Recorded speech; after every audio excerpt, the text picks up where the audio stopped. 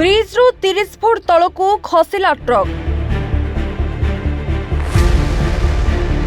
भारसाम्य हराई जमुना नाकी ब्रिज रो पाचेरी भांगी 30 फुट तलकू ब्राह्मणी नदी में खसी पड़ी एक 18 चकिया ट्रक।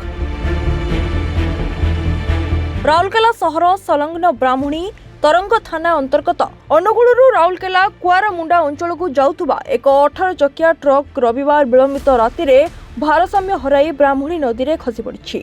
एथिरे हेल्परंकर घटनास्थल में मृत्यु घटिथिबा बेले चालकों को उद्धार करा जाई राउरकेला सरकारी डाक्तरखाना रे भर्ती करा जाईछि। उभयंकर परिचय एपर्यंत मिली पारि नाही। ट्रक को संपूर्ण उद्धार करा जाई पारि नाही। तेबे यार पंजीकरण पंजाब रे होइथिबा जणा पड़िछि। ब्राह्मणी तरंग पुलिस घटनार तदंत जारी रखिछि।